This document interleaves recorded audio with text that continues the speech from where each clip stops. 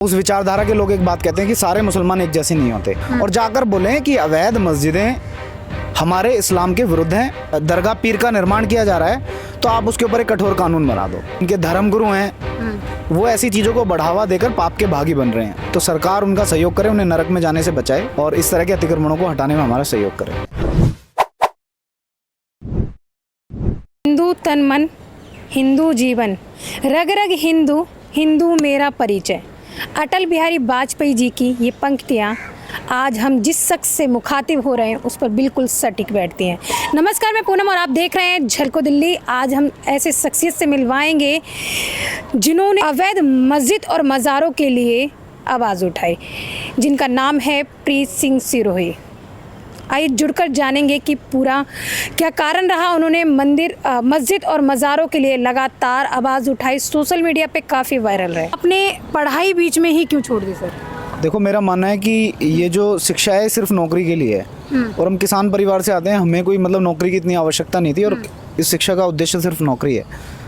अच्छा सर, एक ये आपने जो केस इतने लंबे कर रखे हैं, क्या कारण है? वैसे तो हर किसी का अपना लाइफ स्टाइल होता है, पर कोई खास कारण रहा है कि आपने इतने बड़े अपने केस कर रखे? मैं संकल्पित हूँ कि भारत में जब तक गौ माता का वध होगा और गौ हत्या बंदी के लिए कोई कठोर कानून या कोई प्रावधान देश में लागू नहीं होगा, जब तक मैं अपने केस नहीं कटाऊंगा।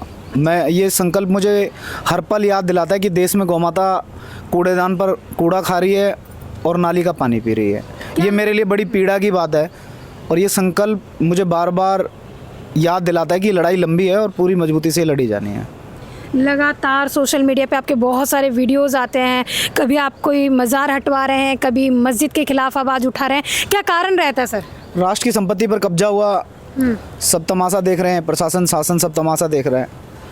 कोई तो हो जो इस षड्यंत्र के खिलाफ योजनाबद्ध तरीके से जो देश को घेर रहे हैं, देश की राजधानी को घेर रहे हैं, कोई तो होना चाहिए ना इसके खिलाफ आवाज़ उठाने के लिए। अभी तक लगभग कितने मस्जिद और मज़ारों को हटवा? आप मेरे ट्विटर देखना, वहाँ लगातार अपडेट्स होती हैं। अब उंगलियों पे तो मैं नहीं गिन सकता, 2500 से ज़्यादा लगभग स्ट्रक्चर हैं जिनके खिलाफ मैं लड़ रहा हूँ, और परमात्मा ने चाहा तो सब हटेंगी। पर लोगों का ये भी कहना रहता है कि सिर्फ आप मज़ार और मस्जिद के ही पीछे पड़े हैं, मंदिर क्यों नहीं हटवाते? क्योंकि कई जगह मंदिर भी देखने को ऐसी जगह पे मिलते हैं, सड़कों पर, चौराहों पे लोग बना देते हैं। देखो, मैं एक तो मंदिरों का देश है, हाँ। मंदिर और मस्जिद के नाम पर इस देश का बंटवारा हुआ। दूसरी जो महत्वपूर्ण बात है, मैं आज आपके चैनल के माध्यम से हिंदुओं से भी अपील करता हूँ, किसी भी सार्वजनिक स्थल पर या सार्वजनिक स्थान पर मंदिर ना बनाएं, जैसे सड़कों पर। और जिन मंदिरों में या जिन मंदिरों की प्रतिमाओं में प्राण प्रतिष्ठा हो चुकी है, अगर उन्हें प्रशासन हटाएगा तो फिर मैं मानता हूँ कि गलत है, उनमें प्राण प्रतिष्ठा हो गई। और इस तरह के जो मंदिर हैं जो बन रहे हैं, उन्हें तत्काल प्रभाव से रोक दिया जाए, और ऐसे सार्वजनिक स्थानों पर मंदिर ना बनाए जाएं, ताकि जब प्रशासन उन्हें हटाए तो हमारे और प्रशासन के बीच में कोई टकराव की स्थिति ना बने। तो मेरा उनसे निवेदन है, ज़मीन खरीदें और बनाएं मंदिर, कोई आपत्ति नहीं है, लेकिन सार्वजनिक स्थानों पर ना बनाएं। हाँ, जहाँ बनाए हुए हैं, प्राचीन मंदिर हैं, सदियों से बने हुए हैं, सड़क बाद में वहाँ निकल गई है, तो वो तो प्रशासन छेड़ेगा, तो फिर हम बर्दाश्त नहीं करेंगे। लगातार इस तरीके से, जैसे अभी बांग्लादेश का हाल चल रहा है, बांग्लादेश में इस तरीके से हिंदुओं पे अत्याचार हो रहा है, अल्पसंख्यकों पे अत्याचार हो रहा है, तो लोग कह रहे हैं कि दिल्ली में या भारत में भी ऐसा हो सकता है। इस बारे में क्या राय है? बहन जी, हमारी संस्कृति ना यथा योग्य व्यवहार की संस्कृति है। हमारी संस्कृति यथा योग्य व्यवहार की संस्कृति है। कोई हमें सताएगा, हम उसे सता देंगे, लेकिन शासन प्रशासन का ये काम है। एक देश से दूसरे देश अगर व्यवहार करता है तो प्रधानमंत्री है, देश में गृह मंत्री है, यही चुपचाप तमाशा देख रहे हैं, तो हम यहाँ उपद्रव करें, उसका मैं मानता हूँ कोई लाभ नहीं है।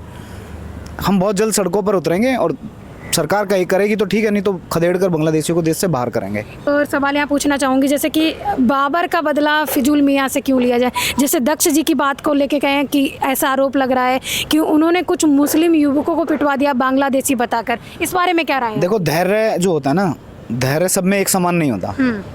मैं समझ रहा हूँ कि कानूनी प्रक्रिया से चलें, छोटा भाई है, नहीं कर पाया बर्दाश्त, अपने लोगों को चीखते हुए, अपनी बहनों को चीखते हुए, चिल्लाते हुए, अपने लोगों को पिटते हुए, चौराहों पर एकदम नग्न अवस्था में हत्या करके खून टपक उल्टा लटकाते हुए नहीं देख पाया, और जो नहीं देख पाया उसने थोड़ी प्रतिक्रिया की। और ये प्रतिक्रिया को पॉजिटिव ढंग से देखो कि युवाओं में अपने लोगों के प्रति कितना प्रेम है, कि हमारे लोगों पे कोई आघात करता है तो हम इस पीड़ा को हम अनुभव करते हैं। ये तो पॉजिटिव है ना, कि हम इतने अपने लोगों को लेके इतने गंभीर हैं कि हमारे लोगों को चोट पहुंचाएगा तो हम खड़े हो जाएंगे हाथ में। जैसे अभी एक उनका वीडियो आया जिन्होंने मतलब मदद के लिए गुहार लगाने की बात कही, कह रहे हैं कि कोई भी संगठन आगे नहीं आ रहा। इस बारे में क्या कहना कि जो बजरंग दल है या अन्य हिंदू संगठन है, जब कोई घटना घटित होती है उस समय कह सकते हैं कि नेम फेम के लिए या कहें कैमरे पे आने के लिए सभी साथ होते हैं, पर वास्तव में क्या साथ होते हैं? देखो, किसी संगठन के ऊपर मैं कोई टिप्पणी नहीं करूंगा, सबकी अपनी अपनी कार्यशैली है। अधिवक्ता जी हैं, एडवोकेट जिंदल साहब हैं, उनसे मेरी बात हो गई है, एफआईआर की डिटेल मैंने उन्हें भेज दी है और उन्होंने मतलब इस बात के लिए हमें प्रॉमिस किया है कि वो उसकी कोर्ट से बेल कराएंगे और उसके लिए लड़ेंगे और फ्री ऑफ कॉस्ट लड़ेंगे। तो इतना सहयोग, इतना सारा बहुत है, उसकी बेल करा लेंगे हम। वो अकेला नहीं है। हाँ, भावुक हो गया थोड़ा सा, उसे रोना भी नहीं कहेंगे, वो भावुकता है कि मैं इस समाज के लिए लड़ रहा हूँ और सरकार या प्रशासन के लोग मेरे परिवार को प्रताड़ित कर रहे हैं, तो भावुकता में आंसू आ जाते हैं। वो कोई कायर आदमी नहीं है, मजबूत आदमी है, कोई ऐसी बात नहीं है। तो हमारे दिल्ली के अंदर बात करें, कभी मस्जिद या मज़ार जो है फ्लाईओवर पे आ जाती है, फ्लाईओवर के नीचे होती है या नाले के पास होती है। जनरली हम बहुत सारी वीडियोज़ देखी हैं, तो क्या ये संवैधानिक तौर पर ये कहें ठीक है? देखिए, इस देश में बार बार अगर कोई बात उठती है तो सेकुलरिज्म या वामपंथी मीडिया एक बात कहती है या उस विचारधारा के लोग एक बात कहते हैं कि सारे मुसलमान एक जैसे नहीं होते। तो अच्छे मुसलमान, या मैं कहूँ कि भाजपा का मुल्ला मोर्चा है, उस मुल्ला मोर्चा के अच्छे मुसलमान जाएं, देश के गृह मंत्री से प्रार्थना करें, देश के प्रधानमंत्री से प्रार्थना करें, और वो नहीं सुनते। और मुल्ला अच्छा है, वो जो उनके मोर्चे में जुड़ा हुआ है, अपने आप को राष्ट्रवादी भी बताता है, तो वो सुप्रीम कोर्ट चले जाएं, देश में न्यायाधीश हैं, और जाकर बोलें कि अवैध मस्जिदें हमारे इस्लाम के विरुद्ध हैं। अगर इस तरह की मस्जिदों का, इस तरह के दरगाह पीर का निर्माण किया जा रहा है तो आप उसके ऊपर एक कठोर कानून बना दो, क्योंकि ये इस्लाम के खिलाफ है। लेकिन वो लोग भी नहीं बोल रहे हैं, उनकी भी सहमति है, क्योंकि हिंदू जाता है वहाँ पैसे चढ़ाता है और उसके पैसे से ये लोग इस देश में कन्वर्जन करते हैं। अच्छा, अगर ये इस्लाम के विरुद्ध है कि आप हराम की ज़मीन पर मस्जिद नहीं बना सकते, इबादत घर नहीं बना सकते, पूजा स्थल नहीं बना सकते, XYZ जो भी है नहीं बना सकते, इस तरह के दरगाह पीर, इस तरह की एक्टिविटी आपके इस्लाम में हराम है, तो जाएं अच्छे मुसलमान कोर्ट और जाकर बोलें इसके ऊपर कठोर कानून बना दो। ये बताइए सर, जैसे आपने बताया कि जिन मंदिरों में प्राण प्रतिष्ठा हो चुकी है, चाहे वो गली मोहल्ले में बने हैं चाहे चौराहे पे बने हैं, उनको हटाने के लिए आप मतलब कह रहे हैं कि ना हटाया जाए, पर ऐसे में जो समुदाय विशेष के लोग हैं वो भी तो कह सकते हैं कि हमारे जो पीर हैं या अल्लाह हैं, उनकी भी प्राण प्रतिष्ठा इस तरीके की हो चुकी है, तो इस पर क्या टिप्पणी करेंगे आप? बहन जी, आपने कुरान नहीं पढ़ी जी, आपने इस्लाम को नहीं समझा। वो कह दें इस बात को कि प्राण प्रतिष्ठा हो गई है इसमें, कह दें। किसी ने आज तक ऐसी स्टेटमेंट दी है क्या? किसी ने ऐसी आज तक कोई स्टेटमेंट नहीं दी। और इस्लाम ऐसी इस तरह की पूजा पद्धतियों को खारिज करता है, इसलिए भी हटानी ज़रूरी है। इनके इस्लाम में के जो आजकल इनके धर्मगुरु हैं, वो ऐसी चीज़ों को बढ़ावा देकर पाप के भागी बन रहे हैं। तो सरकार उनका सहयोग करे, उन्हें नरक में जाने से बचाए और इस तरह के अतिक्रमणों को हटाने में हमारा सहयोग करें। पता है लगभग दिल्ली के अंदर कितनी मस्जिद और मज़ारें ऐसी होंगी जो अवैध बनी हुई है? मेरे पास पूरी लिस्ट है, मैं आपको सौंप दूंगा। अब मैं उंगलियों पे तो गिनवा नहीं सकता, लेकिन पूरी लिस्ट है। दिल्ली NCR 200 किलोमीटर के एरिया में, दिल्ली के 200 किलोमीटर के एरिया में 2500 के आसपास का डाटा हमारे पास है और उसके ऊपर हम कार्रवाई कर रहे हैं, लगातार लड़ रहे हैं। और एक और आखिरी सवाल ये पूछना चाहूँगी कि सर, जिस जज्बे से आप काम कर रहे हैं, लगातार इस तरीके के अवैध निर्माणों के खिलाफ आवाज़ उठा रहे हैं, क्या डर नहीं लगता? क्या आपका परिवार नहीं है? देखो, गौ माता का आशीर्वाद है और सब भूमि गोपाल की है, तो जिसकी भूमि मैं बचाऊंगा, जिसके लिए मैं लड़ूंगा, वो मुझे आशीर्वाद भी देगी। क्योंकि कहीं ना कहीं सिर्फ आप ही देखा लगातार सोशल मीडिया पे अवैध मस्जिद और मज़ारों के लिए आवाज़ उठा रहे हैं, पर कोई और व्यक्ति नहीं है, सहयोग नहीं कर रहे हैं। और लोगों को तो वोट लेना है ना मुल्लाओं का, मुझे मुल्लाओं का वोट नहीं चाहिए। मैं इस बात में खुश हूँ कि आप जैसी बहनें, आप जैसे भाई कहीं रोक के मुझे कह देते हैं कि हाँ प्रीत हमारा भाई है, मेरे लिए इतना बहुत है। मुझे किसी मुल्ला का वोट आज चाहिए ना कल चाहिए। जो नेता कह सकते हैं कि राजनीति करते हैं और सिर्फ वोट पाने के लिए ना वो मंदिर को बढ़ावा देते हैं ना मस्जिद को बढ़ावा देते हैं, इस तरीके की चीज़ें हैं। बहन जी, वो बढ़ावा देते हैं, अगर वो बढ़ावा ना देते तो ये अतिक्रमण इतने विशालकाय भवनों में तब्दील ना होते। वो बढ़ावा देते हैं और वो जानते हैं कि हम थोड़े दिन राज करेंगे, उसके बाद हवाई जहाज में बैठ के विदेश चले जाएंगे, लेकिन हम यहाँ पैदा हुए हैं, यहीं लड़ेंगे और यहीं जीतेंगे। आखिरी सवाल और पूछना चाहूँगी कि बांग्लादेश में जिस तरीके का संकट आया, क्या भारत में इस तरीके की चीज़ें हो सकती हैं? लोगों को एक भय डर सता रहा है कि बांग्लादेश में हिंदू बहन बेटियों के ऊपर इतना अत्याचार हो रहा है, ऐसे में लोग धरना प्रदर्शन करने भी लगे हैं, लगातार देख रहे हैं। धरना प्रदर्शन, मैं मानता हूँ धरना प्रदर्शन का कोई लाभ नहीं है। आप सड़कों पर उतरें, सड़कों पर भी ना उतरें, अपने घरों से बाहर निकलें और खड़े हो जाएं।